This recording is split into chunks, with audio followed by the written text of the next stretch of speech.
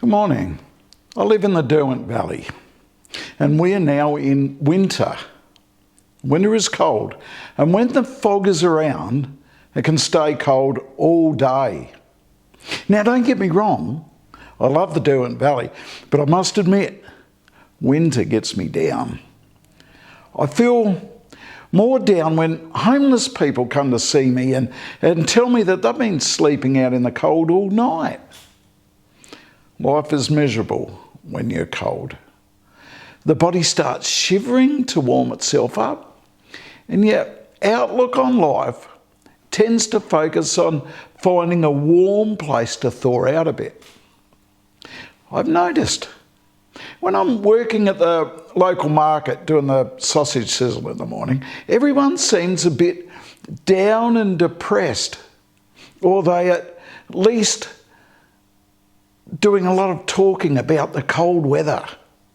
It's almost like people are focused on the environment they're living in at the time. You know, when it's cold, people feel cold and they feel depressed. And when the sun comes out, it warms up a bit. And everyone starts talking about the beautiful sunshine, usually with a big smile on their faces. When people feel good, they feel happy. But when they feel bad or a bit uncomfortable, they feel down and a bit gloomy. So when people feel a bit sick or depressed, it's really hard to keep a sunny disposition when you feel down and out. So we're not only just a physical being, but we're also spiritual. And it's also important to be spiritually well. If we start feeling depressed for too long, we start to suffer physical symptoms, which over time can affect our health.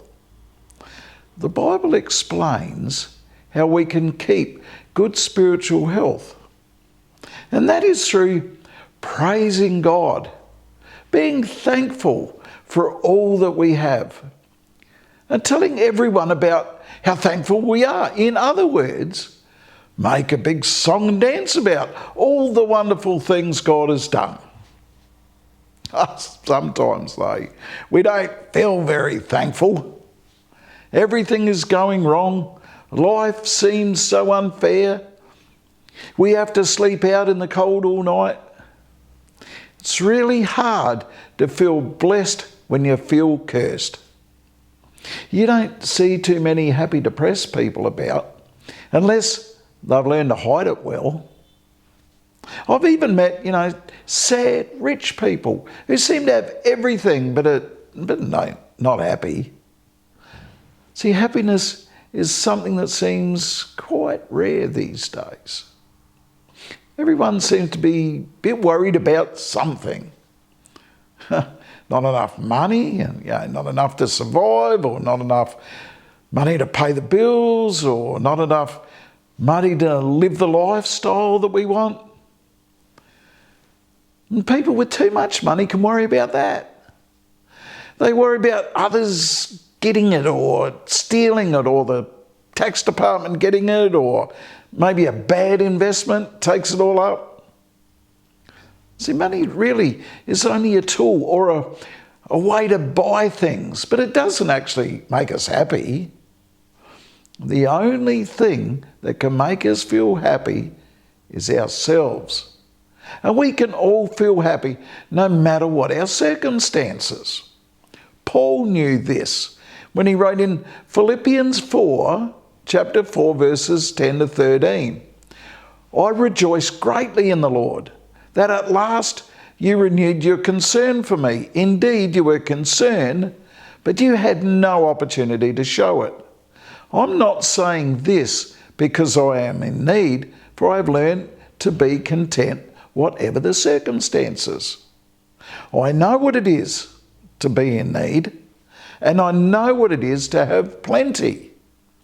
I have learned the secret of being content in any and every situation, whether well-fed or hungry, whether living in plenty or in want. I can do all this through him who gives me strength.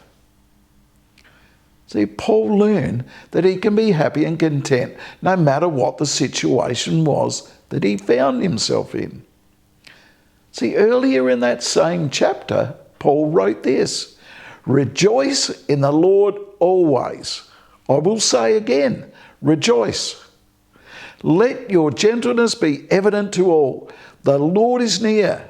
Do not be anxious about anything, but in every situation, by prayer and petition, with thanksgiving, present your request to God, and the peace of God, which descends all understanding, will guard your hearts and your minds in Christ Jesus." Paul has shown us that we are to be thankful in every situation, as that is where true happiness is found. This is not a happiness that comes from ourselves or from the things that make us feel good. True happiness is knowing that no matter what happens, we still have Jesus, and he said that we will all live together with him in his kingdom. How can anyone possibly be depressed about that? Thank you for listening to me today, and have a great week.